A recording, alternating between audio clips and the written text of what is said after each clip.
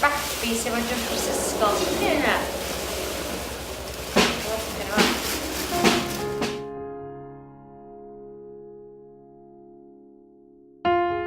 Bod yn ei wythnos yma ydy datblygu chydig bach mwy ar yr narratif, y stori, cymeriadau. Da ni wedi ail-addasu y gofod chwarae chydig bach.